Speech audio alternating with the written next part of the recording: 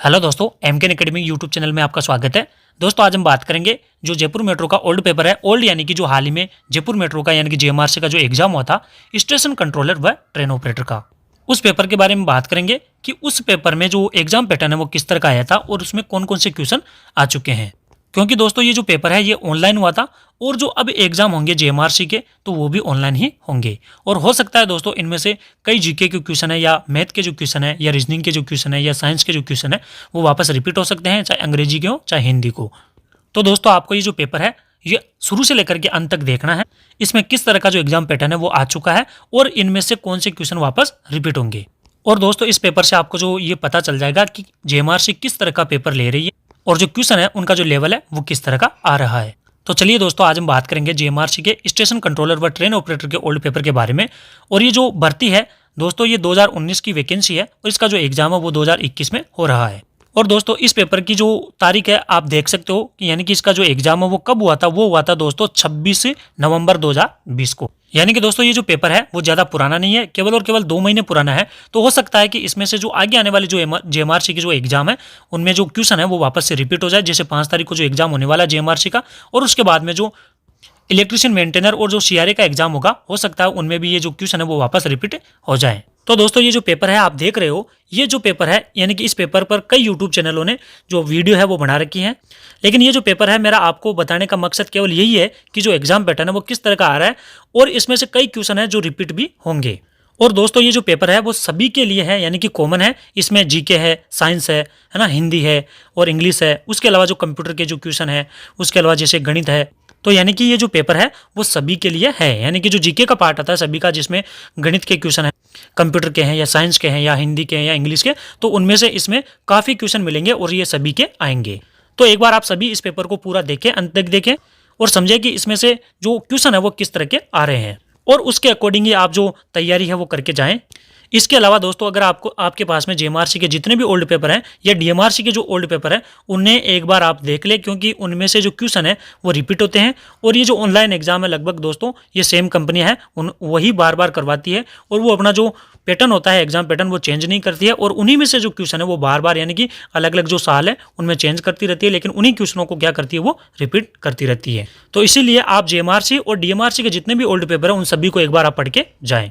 लेकिन दोस्तों MKN academy के यूट्यूब चैनल को आप ज़्यादा से ज़्यादा सब्सक्राइब करें ताकि मैं आपको और आगे आने वाली जो एग्जाम है डीएमआरसी के, चाहे जेएमआरसी के हैं, चाहे एनएमआरसी के हैं, चाहे एलएमआरसी के हैं, चाहे एमएमआरसी के हैं, जितने भी मेट्रो के एग्जाम होंगे दोस्तों उन सभी के पेपर जो आपको है इस एमकेएन एकेडमी के यूट्यूब चैनल पे आपको बताए जाएंगे और उनका जो पैटर्न है वो सारा का सारा आपको बताया जाएगा और वो क्वेश्चन भी बताए जाएंगे जो कई बार एग्जाम में रिपीट हो चुके हैं।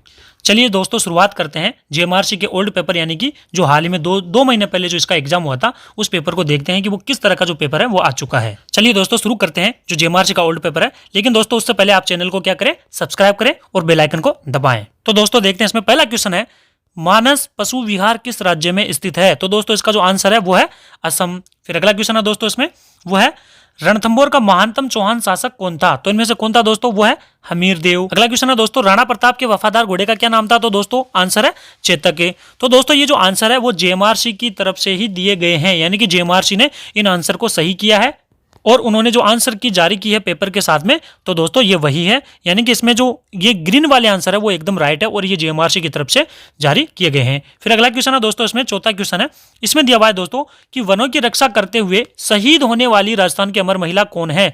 तो दोस्तों इसमें आंसर दिया हुआ है अमृता देवी। फिर अगला क्वेश्चन है दोस्तों इसमें पांचवा जो क्वेश्चन है उसमें है कि नीति आयोग का गठन किस वर्ष किया गया था। तो दोस्तों इसमें आंसर है 2015, यानी कि नीति आयोग का जो गठन है वो 2015 में किया गया था। और दोस्तों नीति आयोग का जो पहले नाम था वो योजना आयोग था और 2015 में योजना आयोग के स्थान पर ही नीति आयोग का गठन किया गया था।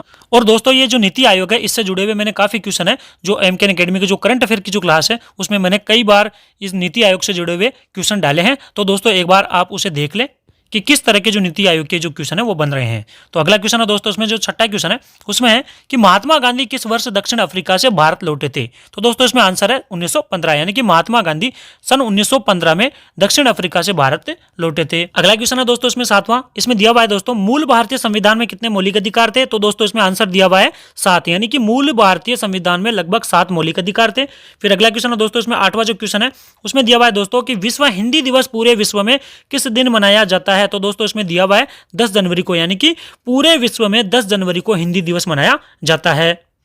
फिर अगला क्वेश्चन है दोस्तों, इसमें जो 9वां क्वेश्चन है उसमें दिया हुआ है दोस्तों कि किस राज्य सरकार ने मोदी सरकार अभियान शुरू किया है? तो दोस्तों इसमें आंसर दिया हुआ है ओडिशा, यानी कि ओडिशा राज्य सरकार ने मोदी सरकार अभियान शुरू किया है। फिर अगला क्वेश्चन है दोस्तों, इसमें जो 10वां क्वेश्चन है उसमें दिया हुआ है कि जनवरी 2020 के अनुसार भारत के थल सेना प्रमुख कौन है? यानी कि जनवरी 2020 के दौरान तो वो है विपिन रावत। फिर अगला क्वेश्चन है दोस्तों, इसमें 11वां क्वेश्चन है, उसमें दिया हुआ है कि कंदरिया महादेव की मूर्ति का मंदिर कहाँ स्थित है? तो दोस्तों इसमें आंसर दिया हुआ है मध्य प्रदेश, यानी कि कंदरिया महादेव का जो मंदिर है वो कहाँ है, यानी कि किस राज्य में है? तो दोस्तों वो है मध्य प्रदेश राज्य में।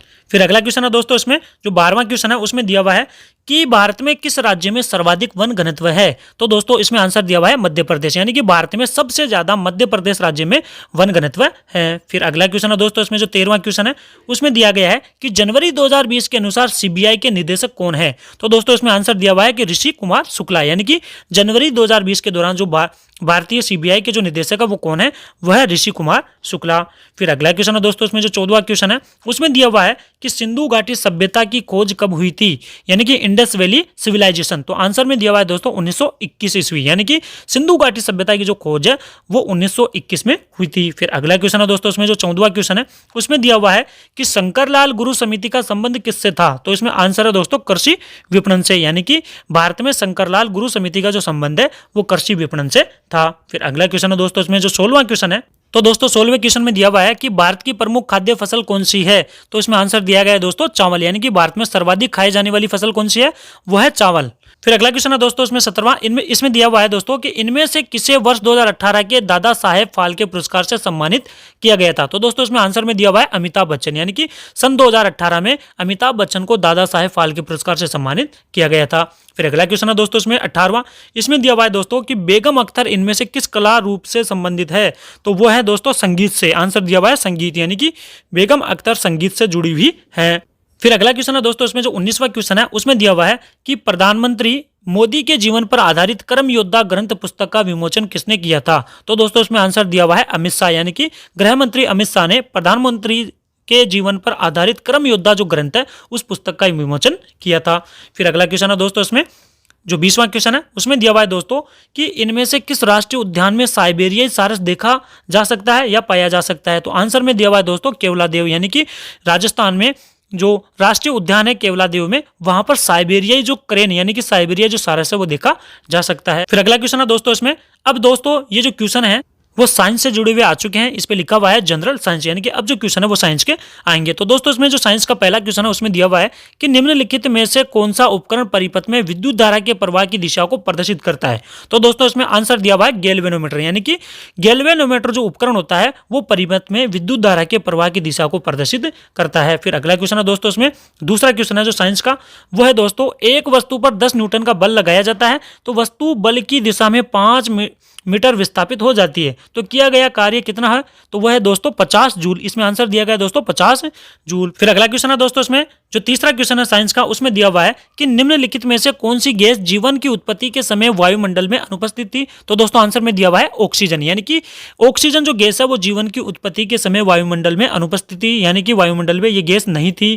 फिर अगला क्वेश्चन है दोस्तों, इसमें चौथा क्वेश्चन है साइंस का, उसमें दिया हुआ है दोस्तों निम्नलिखित में से कौन सी धातुओं को चाकू से काटा जा सकता है, यानी कि ऐसी कौन सी धातु है जिसे चाकू से हम काट सकते हैं? तो दोस्तों आंसर में है लिथियम, सोडियम और पोटेशियम, ये तीनों धातुएं ऐसी है जिन्हें हम चाकू से काट सकते हैं। फिर अगला क्वेश्चन है दोस्तों, इसमें जो चौथा क्वेश्चन है उसमें दिया हुआ है कि बच्चे का जन्म खाली जगह में मांसपेशियों के क्रमिक संकुचन के परिणाम स्वरूप होता है। तो दोस्तों इसमें आंसर में दिया हुआ है गर्भाशय, यानी कि बच्चे का जन्म गर्भाशय में मांसपेशियों के क्रमिक संकुचन के परिणाम स्वरूप होता है। फिर अगला क्वेश्चन है दोस्तों, इसमें छठा, इसमें दिया हुआ है कि एक वस्तु का द्रव्यमान 10 किलोग्राम है और 6 मीटर स्क्वायर माइनस 1 के एक समान वेग से गति कर रही है, तो इस वस्तु में निहित गतिज ऊर्जा कितनी होगी? तो आंसर में दिया हुआ है दोस्तों 180 जूल। और दोस्तों इस तरह के जो क्वेश्चन आते हैं उन्हें एक बार आप अपनी कॉपी में यानी कि नोटबुक में मिलाकर के देख लें कि ये जो आंसर है वो किस तरह से आया है। फिर अगला क्वेश्चन है दोस्तों, इसमें जो 7वां क्वेश्चन है उसमें है कि समरूपी या समवर्ती अंगों में अलग अलग संरचना लेकिन एक जैसे कार्य होते हैं, तो यह आंसर सही है। यानी कि इसमें दिया हुआ है कि जो समरूपी या समवर्ती जो अंग है उनमें अलग अलग संरचना लेकिन एक जैसे कार्य होते हैं, यानी कि उनकी संरचना तो अलग अलग होती है लेकिन उनका कार्य क्या होता है? एक ही होता है। फिर अगला क्वेश्चन है दोस्तों इसमें जो 8वां क्वेश्चन है उसमें दिया हुआ है दोस्तों कि निम्नलिखित में से किस जोड़े की इकाइयां एक ही होती है। तो दोस्तों इसमें कौन सा जोड़ा है जिसकी इकाई एक होती है, तो इसमें है चाल और वेग। फिर अगला क्वेश्चन है दोस्तों इसमें जो 9वां क्वेश्चन है उसमें दिया हुआ है कि एक उठे हुए हथौड़े में किस प्रकार की ऊर्जा निहित होती है। तो इसमें आंसर दिया हुआ है दोस्तों स्थितिज ऊर्जा, यानी कि जो उठा हुआ हथौड़ा होता है उसमें जो ऊर्जा होती है वो स्थितिज ऊर्जा होती है।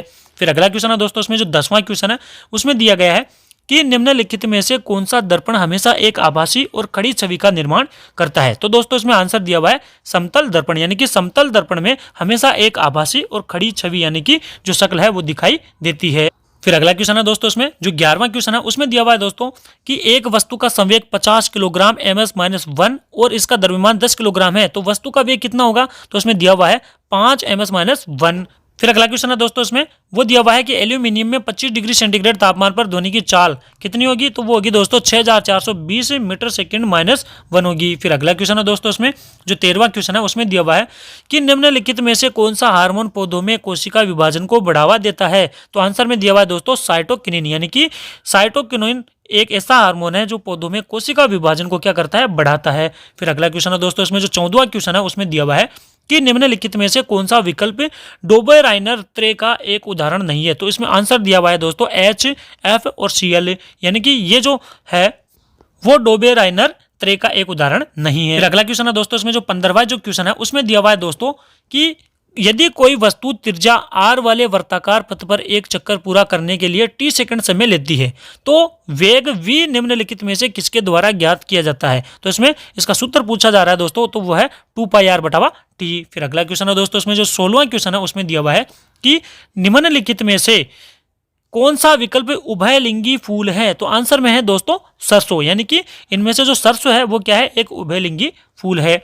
फिर अगला क्वेश्चन है दोस्तों जो 17वां क्वेश्चन है उसमें खाली जगह देकर के आपसे पूछा जा रहा है कि इसमें कार्यात्मक समूह एक ही एल्डिहाइड होता है, किसमें होता है इनमें से, वो होता है दोस्तों प्रोपेनल में, यानी कि प्रोपेनल में कार्यात्मक समूह एक एल्डिहाइड होता है। फिर अगला क्वेश्चन है दोस्तों इसमें 18वां जो क्वेश्चन है उसमें दिया गया है कि निम्नलिखित में से कौन से सोडियम यौगिक का उपयोग कठोर पानी को मृदु बनाने के लिए किया जाता है। तो आंसर में दिया हुआ है दोस्तों सोडियम कार्बोनेट, यानी कि सोडियम कार्बोनेट का जो उपयोग है वो करके कठोर पानी को मृदु बनाया जा सकता है। फिर अगला क्वेश्चन है दोस्तों इसमें 19वां जो क्वेश्चन है वो दिया गया है कि निम्नलिखित में से कौन सा तत्व चतुष्परमाणुक है। तो आंसर में दिया गया है दोस्तों फास्फोरस, यानी कि इनमें से जो फास्फोरस होता है वो एक ऐसा तत्व है जो चतुष्परमाणुक है। फिर अगला क्वेश्चन है दोस्तों इसमें जो 20वां जो क्वेश्चन है उसमें दिया गया है कि स्पष्ट प्रतिध्वनि सुनने के लिए मूल ध्वनि और परावर्तित ध्वनि के बीच का समय अंतराल कम से कम कितना होगा। तो वो होगा दोस्तों 0.1 सेकेंड। फिर अगला क्वेश्चन है दोस्तों इसमें, यानी कि दोस्तों जो मैथमेटिक के जो क्वेश्चन है वो आ चुके हैं, इस पे जो सेक्शन है वो मैथमेटिक का शुरू हो चुका है, यानी कि इसमें 20 जो क्वेश्चन है वो अभी तक जनरल नॉलेज यानी कि जीके के आ चुके हैं और 20 क्वेश्चन किसके आ चुके हैं, वो आ चुके हैं साइंस के, यानी कि जो जनरल साइंस है उसके। अब जो टॉपिक है दोस्तों वो मैथमेटिक यानी कि गणित का शुरू हो रहा है, उसमें दोस्तों इसमें क्या दिया हुआ है आप देख सकते हो एक बार। और दोस्तों ये जितने भी जो मैथ के जो क्वेश्चन है एक बार आप इन्हें अपनी नोटबुक में मिला करके जरूर जाएं। और दोस्तों सेम मैथ के जो क्वेश्चन है दोस्तों सेम ऐसे ही आने वाले हैं, यानी कि इस तरह के आएंगे, लेकिन उनमें कुछ आंकड़े हैं वो चेंज होंगे। तो एक बार आप इन मैथ के क्वेश्चनों को मिला करके जाएं। अब इसमें जो पहला क्वेश्चन है दोस्तों उसमें दिया गया है कि 3 संख्याओं का अनुपात 2:3:4 है और उनके वर्गों का जो योग है वो कितना है, वो है दोस्तों 2900। तो सबसे छोटी संख्या कौन सी है इनमें से, तो दोस्तों वो है 20। फिर अगला दोस्तों इसमें जो दूसरा क्वेश्चन है वो दिया गया है कि यदि 95 को 8:6:4:2:3 के अनुपात में 4 भागों में बांटा गया है तो सबसे बड़ा भाग ज्ञात कीजिए। तो आपको दोस्तों ज्ञात करना है इनमें से, तो इसमें आंसर दिया गया है दोस्तों 40। और दोस्तों इन गणित के क्वेश्चनों को आप एक बार अपनी नोटबुक में जरूर मिला लें, क्योंकि ऐसे ही सेम गणित के क्वेश्चन उसमें जेएमआरसी के ये जो 5 तारीख को जो एग्जाम होगा उसमें आएंगे, और उसके बाद में जो एग्जाम होगा जेएमआरसी का, जो मेंटेनर का और सीआरए का, तो उसमें भी ऐसे ही क्वेश्चन आएंगे। फिर अगला क्वेश्चन है दोस्तों इसमें जो तीसरा क्वेश्चन है गणित का उसमें दिया गया है दोस्तों, इसमें देखते हैं कि 10 किलोमीटर प्रति घंटे की चाल से चल रहा एक लड़का एक पुल को 18 मिनट में पार कर जाता है, तो पुल की लंबाई मीटर में ज्ञात कीजिए। तो दोस्तों इसमें पुल की लंबाई ज्ञात करनी है, तो वह है दोस्तों 3000 मीटर। फिर अगला क्वेश्चन है दोस्तों इसमें चौथा क्वेश्चन दोस्तों इसमें दिया हुआ है, तो दोस्तों चौथे क्वेश्चन में दिया हुआ है कि एक निश्चित धनराशि पर 5% वार्षिक ब्याज की दर से 3 वर्ष में प्राप्त चक्रवृद्धि ब्याज और साधारण ब्याज का अंतर ₹610 है। तो मूलधन ज्ञात करना है आपको इसमें से, तो आंसर में दिया हुआ है दोस्तों ₹80,000। फिर अगला क्वेश्चन है दोस्तों इसमें पांचवा जो क्वेश्चन है वो है दोस्तों इसमें कि 2 रेलगाड़ियों की चाल का अनुपात 5:6 है। तो यदि दूसरी रेलगाड़ी 8 घंटों में 816 किलोमीटर की दूरी तय करती है तो पहली रेलगाड़ी की चाल ज्ञात कीजिए। तो आपको दोस्तों पहली रेलगाड़ी की इसमें जो चाल है वो ज्ञात करनी है। तो इसमें दिया हुआ है दोस्तों 85 किलोमीटर प्रति घंटा। फिर अगला क्वेश्चन है दोस्तों, इसमें जो छठा क्वेश्चन है उसमें दिया हुआ है दोस्तों दो संख्याओं यानी कि 319 और 377 का मैसेप है और यानी कि एचसीएफ आपको ज्ञात करना है। तो दोस्तों इसमें आंसर दिया हुआ है वो है 29, यानी कि इन दोनों संख्याओं का जो मैसेप है वो क्या है 29। तो दोस्तों अगला क्वेश्चन है सातवां, उसमें दिया हुआ है कि उस त्रिभुज का क्षेत्रफल ज्ञात कीजिए जिसकी दो भुजाओं की माप 5 सेंटीमीटर और 4 सेंटीमीटर है, तो उनके बीच के कोण का मान 60 डिग्री है। तो दोस्तों इसका क्षेत्रफल ज्ञात करना है। तो इसमें क्षेत्रफल है दोस्तों त्रिभुज का, आंसर दिया हुआ है दोस्तों 5√3 सेंटीमीटर स्क्वायर। फिर अगला क्वेश्चन है दोस्तों, इसमें जो 8वां क्वेश्चन है उसमें दिया हुआ है कि दो संख्याओं का लसप है 495 है तथा उनका मैसेप है यानी कि एचसीएफ 5 है। तो यदि दोनों संख्याओं का अंतर 10 है तो उनका योग कितना होगा? तो दोस्तों आंसर में दिया हुआ है 100। फिर अगला क्वेश्चन है दोस्तों, इसमें जो 9वां क्वेश्चन है उसमें दिया हुआ है कि दो रेलगाड़ियों में से एक रेलगाड़ी 450 किलोमीटर की यात्रा 15/2 घंटों में पूरी करती है, वहीं दूसरी जो रेलगाड़ी है वो 500 किलोमीटर की यात्रा 10 घंटे में पूरी करती है। तो उनकी औसत चालों का जो अनुपात है वो ज्ञात कीजिए। तो दोस्तों इसमें आंसर दिया हुआ है 6:5।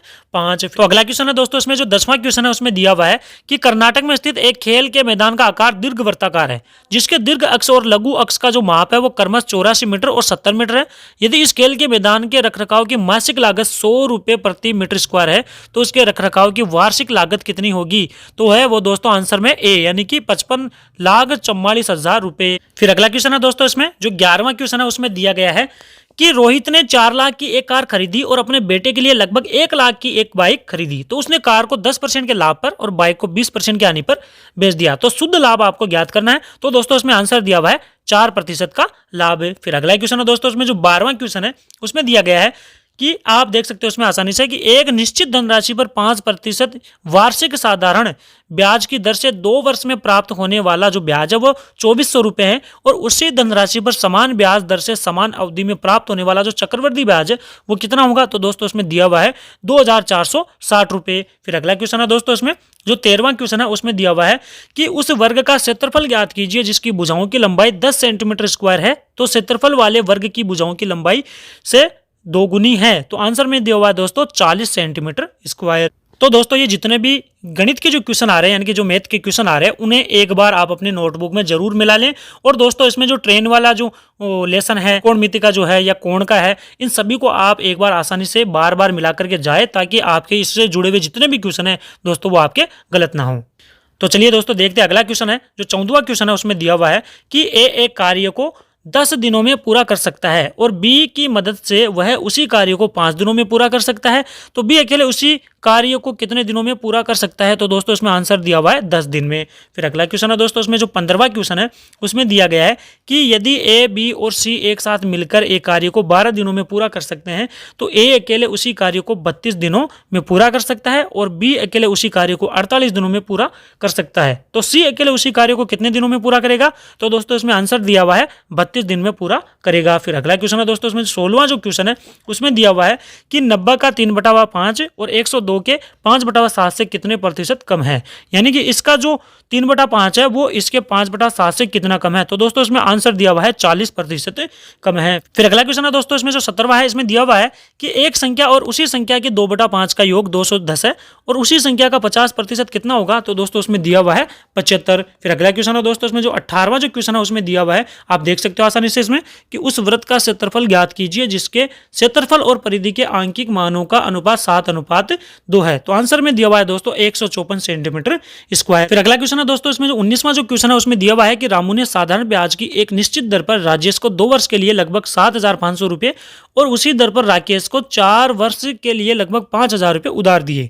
तो रामू और उन दोनों से कुल मिलाकर ब्याज के रूप में 7,000 रुपए प्राप्त हुए। तो प्रतिशत दर ज्ञात कीजिए, यानी कि वो दर ज्ञात करनी है जो इन्होंने जो धन है वो उधार दिया था वो किस दर पर दिया था? तो दोस्तों आंसर है 20% पे दिया था। फिर अगला क्वेश्चन है दोस्तों, उसमें जो 20वां जो क्वेश्चन है उसमें दिया हुआ है दोस्तों कि निम्नलिखित में से कौन सा एक वृत्त कोण है। तो इनमें से आपको वृत्त कोण देखना है, वो है दोस्तों 240 डिग्री का कोण क्या कहलाता है, वो कहलाता है वृत्त कोण। फिर अगला क्वेश्चन है दोस्तों इसमें, अब दोस्तों इसमें जो लॉजिकल एबिलिटी एंड रीजनिंग के जो क्वेश्चन है वो शुरू हो चुके हैं, यानी कि इसमें जो अब है रीजनिंग के क्वेश्चन आएंगे, यानी कि 20 तो जीके के आ चुके हैं और 20 साइंस के आ चुके हैं और 20 गणित के हो चुके हैं। अब है जो रीजनिंग के क्वेश्चन शुरू हो चुके हैं। तो दोस्तों इसमें दिया हुआ है कि एक विशेष कूट भाषा में रीडिंग को 58 लिखा जाता है, तो उसी कूट भाषा में राइटिंग को किस प्रकार लिखा जाएगा। तो आंसर में दिया हुआ दोस्तों 100, यानी कि इसे की राइटिंग को किस भाषा में लिखा जाएगा, वो लिखा जाएगा 100 यानी कि 100 में। फिर अगला क्वेश्चन है दोस्तों रीजनिंग का, दूसरा क्वेश्चन दिया हुआ है दोस्तों इसमें। तो दोस्तों दूसरे क्वेश्चन में है उस विकल्प का चयन करें जिसे दी गई श्रेणी के रिक्त स्थानों में क्रमिक रूप से रखे जाने पर श्रेणी को पूरा करेगा। तो दोस्तों यहां आने वाली संख्याओं को आपको चुनना है, तो दोस्तों उसमें से है 22 और 26। तो दोस्तों अगला क्वेश्चन है तीसरा, इसमें दिया हुआ है, दोस्तों निम्नांकित आरेख में आयत विद्यार्थियों को यानी कि आयत विद्यार्थियों को दर्शाती है, वहीं त्रिभुज लड़कों को यानी कि त्रिभुज लड़कों को दर्शाती है। वृत्त एनईईटी में भाग लेने वाले यानी कि नीट में जिसने भाग लिया लड़कों ने उन्हें दर्शा रही है। फिर है वर्ग कोचिंग प्राप्त करने वालों को, ये जो वर्ग है वो कोचिंग प्राप्त करने वाले बच्चों को दर्शाता है। तो दोस्तों इसमें है कि आरेख में दी गई संख्या उस विशेष श्रेणी के व्यक्तियों की संख्या दर्शाती है। तो इसमें क्वेश्चन पूछा गया दोस्तों कितनी छात्राओं ने कोचिंग प्राप्त की लेकिन एनईईटी परीक्षा में भाग नहीं ले सकी। तो दोस्तों इसमें आंसर दिया हुआ है 13, इसे आप एक बार मिला करके देख लें। फिर अगला क्वेश्चन है दोस्तों इसमें जो चौथा क्वेश्चन है उसमें दिया हुआ है कि यदि a प्लस बी का अर्थ है ए बी की माँ है और a माइनस बी का अर्थ है ए बी का भाई है, वहीं a प्रतिशत बी का अर्थ है ए बी का पिता है और a इंटू बी का अर्थ है ए बी की बहन है। तो इसमें दिया हुआ है कि p into Q plus M प्रतिशत एन निम्नलिखित में से किस संबंध को निरूपित करता है। तो दोस्तों इसमें आंसर दिया हुआ है एन क्यू का नाती यानी कि पोता है। फिर अगला क्वेश्चन है दोस्तों इसमें जो पांचवा क्वेश्चन है उसमें दिया हुआ है कि 5 गेंदों यानी कि ABCD और E को 20 यानी कि रुपए 20 और रुपए 50 के बीच अलग अलग मूल्यों पर खरीदा गया है, किंतु उनका इसी क्रम में होना आवश्यक नहीं है। वहीं गेंद D का मूल्य गेंद B के मूल्य से रुपए 10 कम है, वहीं गेंद E का मूल्य रुपए 30 और 35 के बीच आने वाली एक अभाज्य संख्या है। तो गेंद B का जो मूल्य है वो गेंद E के मूल्य से रुपए 5 कम है, वहीं गेंद C का जो मूल्य है वो गेंद B के मूल्य से रुपए 20 अधिक है, लेकिन गेंद ए के मूल्य से रुपए 3 कम है। वहीं किसी भी गेंद का जो मूल्य है वो 36 रुपए से 40 रुपए के बीच नहीं है। तो सबसे सस्ती गेंद कौन सी है इनमें से। तो दोस्तों इसके आधार पर आंसर दिया हुआ है इसमें वो है डी। तो दोस्तों जो छठा क्वेश्चन है उसमें दिया हुआ है कि उस विकल्प यानी कि आकृति का चयन करें जो निम्न श्रृंखला में प्रश्न चिन्ह के स्थान पर आ सकती है, यानी कि इस जगह कौन सी आकृति आएगी। तो आंसर में दोस्तों इसमें दिया हुआ है, आप नीचे जाओगे तो इसमें दोस्तों दिया हुआ है यानी कि ये जो आकृति है ये वहां पर आएगी। फिर अगला क्वेश्चन है दोस्तों इसमें दिया गया है कि निम्नांकित पाई चार्ट उन विद्यार्थियों का प्रतिशत वितरण प्रदर्शित करता है जिन्हें विभिन्न साहित्यिक गतिविधियों में भाग लेने के लिए कहा गया था। पाई चार्ट का अध्ययन करें और उस पर आधारित प्रश्न का उत्तर दे। यानी कि ये जो चार्ट है उसे देखें और जो नीचे आंसर दिए हुए हैं उनमें से चॉइस करना आपको कि इसका जो सही आंसर है वो कौन सा है।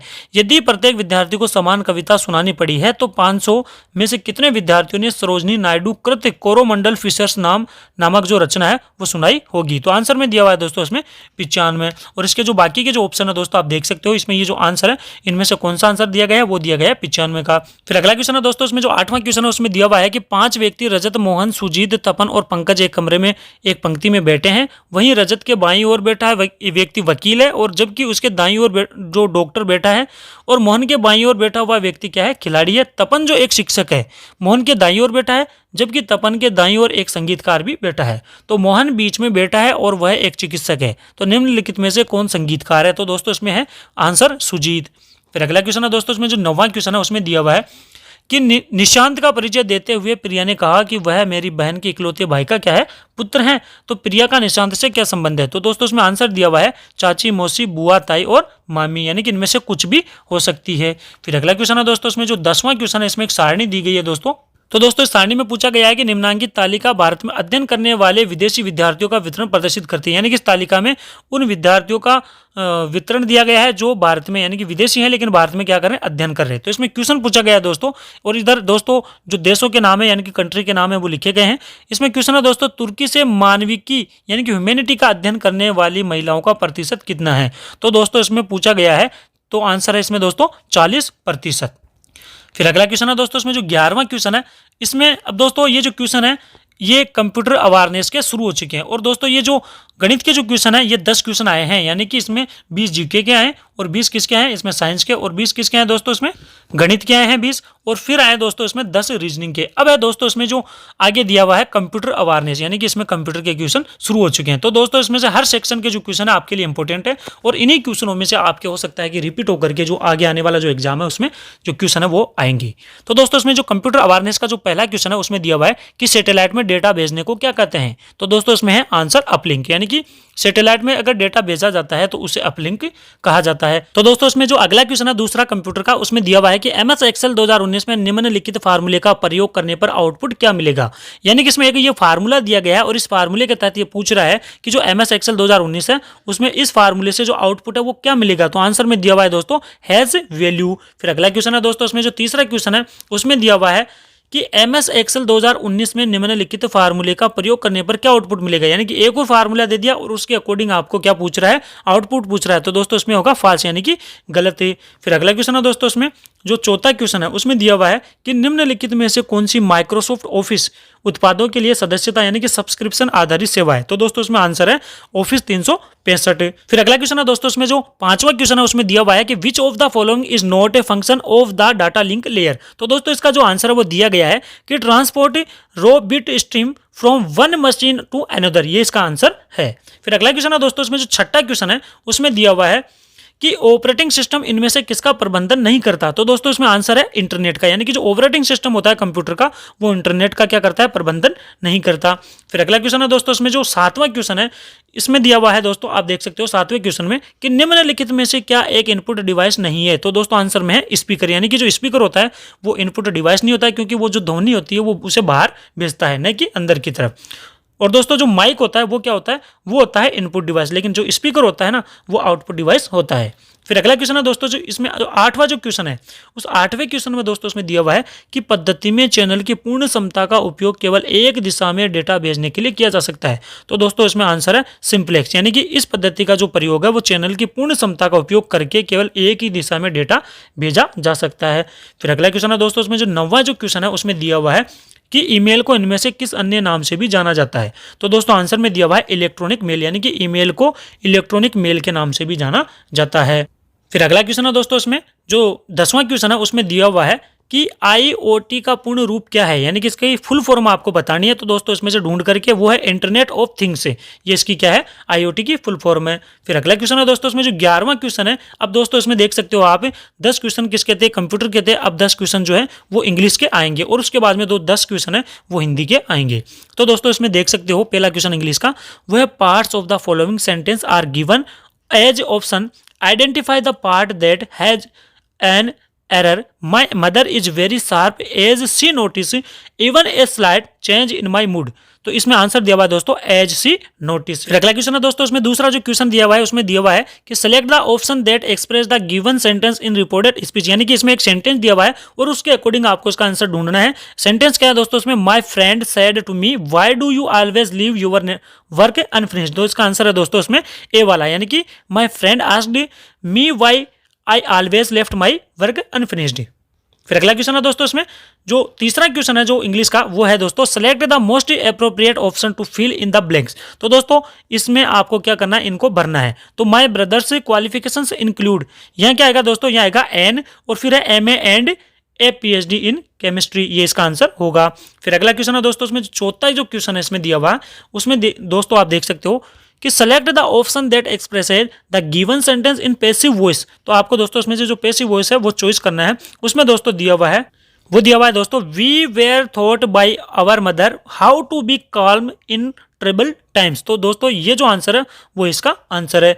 फिर अगला क्वेश्चन है दोस्तों इसमें जो पांचवा जो क्वेश्चन है इंग्लिश का वो दिया हुआ है दोस्तों select the most appropriate options to fill in the blanks. तो दोस्तों इसमें आंसर है I have been waiting here since morning. तो यानी कि इसे आपको क्या करना है, इसमें इस खाली जगह में भरना है। तो दोस्तों आप देख सकते हो जो अंग्रेजी के जो क्वेश्चन है वो JMR में किस तरह के आ रहे हैं और हिंदी जो साइंस के क्वेश्चन है या गणित के रीजनिंग के जो भी क्वेश्चन है या GK के क्वेश्चन है वो किस तरह के आ रहे हैं। तो दोस्तों एक बार आप इनको अपनी नोटबुक में भी मिला लें और अच्छे से पढ़ लें, ताकि क्योंकि इनमें से कई जो क्वेश्चन है दोस्तों वो वापस से आपके रिपीट होंगे अगला क्वेश्चन है छठा, उसमें दिया हुआ है select the most appropriate option to fill in the blanks. तो दोस्तों इसमें आंसर देना यानी कि इसमें खाली जगह को भरना है। We had a really good meal after a long time, तो इसका आंसर क्या है, रियली। फिर अगला क्वेश्चन है दोस्तों इसमें जो सातवां जो क्वेश्चन है दोस्तों, इसमें आप देख सकते हो कि select the most appropriate option to fill in the blanks. तो दोस्तों इसमें आपको फिर खाली जगह बननी है। तो दोस्तों क्वेश्चन में I wish to speak to, तो आंसर में यह आएगा whoever is in charge here. फिर अगला क्वेश्चन है दोस्तों इसमें जो आठवां जो क्वेश्चन है उसमें दिया हुआ है। अब दोस्तों इसमें जो है पैराग्राफ आ चुका है और इसमें से आपको जो क्वेश्चन है उसका आंसर ढूंढना है। तो दोस्तों इसमें जो आठवां क्वेश्चन है उसमें दिया गया है कि the writer went to Odisha, तो इसमें से कौन सा आंसर है, वो है टू इंटरव्यू पाला सिंगर से। फिर अगला क्वेश्चन है दोस्तों इसमें जो नौवां जो क्वेश्चन है उसमें आप देख सकते हो फिर एक पैराग्राफ है, उसमें से आपको एक आंसर ढूंढना है। फिर दोस्तों प्रश्न को देखें, उसमें लिखा हुआ है यानी कि क्वेश्चन में select the option that according to the passage correctly completes the statement. तो इसमें दोस्तों आपको इसका मतलब ढूंढना है द पाला सिंगर्स परफॉर्म्ड। तो दोस्तों इसमें आंसर लिखा हुआ है इनसाइड ए टेम्पल, यानी कि मंदिर में उन्होंने क्या किया था, परफॉर्म किया था। फिर अगला क्वेश्चन है दोस्तों जो 10वां क्वेश्चन है उसे भी एक पैराग्राफ से ही आपको हल करना है और उसमें दोस्तों दिया हुआ है कि select the option that according to the passage correctly completes the statement. तो इस स्टेटमेंट को आपको क्या करना है, कंप्लीट करना है। तो the statement Pala too has been overwhelmed by the deluge of digital entertainment, यानी कि मीन्स दैट। तो इसका मतलब क्या होगा दोस्तों, आंसर में दिया हुआ है दोस्तों Pala has been overshadowed by modern forms of entertainment. तो ये जो आंसर है दोस्तों तीसरा, ये इसका आंसर होगा। तो अगला क्वेश्चन है दोस्तों, अब है दोस्तों जो हिंदी के जो क्वेश्चन है आप इसमें देख सकते हो, अब हिंदी के क्वेश्चन चालू हो चुके हैं, यानी कि अंग्रेजी के 10 क्वेश्चन आए थे, अब 10 क्वेश्चन जो है वो हिंदी के होंगे। फिर अगला क्वेश्चन है दोस्तों इसमें हिंदी का जो पहला क्वेश्चन है उसमें दिया हुआ है कि आप आसानी से देख सकते हो पहले क्वेश्चन में कि तुम्हें अच्छी उपन्यास पढ़ने में मजा आता है, तो वाक्य में कौन सी अशुद्धि है, यानी कि अशुद्धि पूछ रहा है इसमें, तो आपको देखना है इसमें लिंग संबंधी अशुद्धि इसमें मौजूद है।